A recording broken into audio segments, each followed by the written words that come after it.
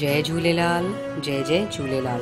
गुंजायन कदी बहिराणे साहिब जी कलश यात्रा निकिती त ख़बर शहडोल मां आहे त झूलेलाल मंदिर में 16 जुलाई खां प्रारंभ जन कल्याण हेतु 40 ॾींहंनि जी अखंड जोत प्रज्वलित करे नित्य प्रति ॾींहुं आरती अरदास कई वई। 40 महोत्सव जो समापन 24 अगस्त जो थियो। हिन 40 ॾींहंनि में नित्य प्रति ॾींहुं धार्मिक कार्यक्रम आयोजित कया विया। भोपाल बैरागढ़ में झूलेलाल मंदिर जा साबू रिजवानी झूलेलाल रूप धारण करे झूलेलाल गीत सां गॾु पलव अरदास करे आशीर्वाद ॾिननि। महाआरती जो आयोजन कयो वियो। गणमान्य नागरिक उपस्थित हुआ, जंहिंमें शहडोल नगर पालिका अध्यक्ष श्रीमती उर्मिला कटारे, पार्षद राजेश पांडे आदि रहा। 23 अगस्त समाप्ति जे हिकु ॾींहुं पहले छत्तीसगढ़ चक्कर भाटा अमरधाम झूलेलाल मंदिर जा संत श्री साईं लालदास जन ऐं उन्हनि जा बाल गोपाल वरुण साईं द्वारा झूलेलाल संगीत में सत्संग जो आयोजन कयो वियो। माण्हुनि जा पेर थिरकण लॻा। पूरो परिसर भक्तिमय थी वियो।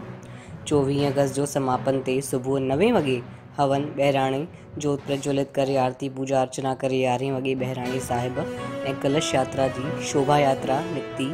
मोहन राम तालाब में पूजा अर्चना करे बहिराणे जी जोत विसर्जन कई वई। 11:30 वॻे कन्या भोजन ऐं प्रसाद वितरण कयो वियो। झूलेलाल मंडल अध्यक्ष चंदन बहिरानीअ ॿुधायनि त 40 ॾींहंनि में सिंधी समाज आस्था में डुबियल रहियो।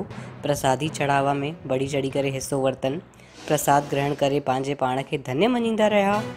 सॼे कार्यक्रमनि में सिंधी समाज अध्यक्ष लालचंद कुंदनानी, प्रेम लाहोरानी, नेवंद राम, झूलेलाल मंडल अध्यक्ष चंदन बहिरानी, झूलेलाल समर्थन पैनल किशन सनपाल, डॉक्टर मोटवानी, हिंदुजा परिवार, दुख सुख महिला अध्यक्ष माया बजाज, परमानंद आसवानी, नंदू मंगलानी, मोहन थडानी, विवेक वाधवानी, राजू सोडवानी, मनु आसूदानी, किशन आहूजा, हैप्पी थडानी, महेश फबियानी जेठानी, सिंध ज्योति कल्चरल सोसाइटी अध्यक्ष किशन सनपाल, नवयुवक मंडल अध्यक्ष संजय रोड़ा, जेपी अशोक माधवानी, दिलीप राहुडानी, महेश फबियानी आदि उते उपस्थित रहा।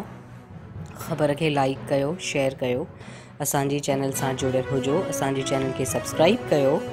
जय झूलेलाल।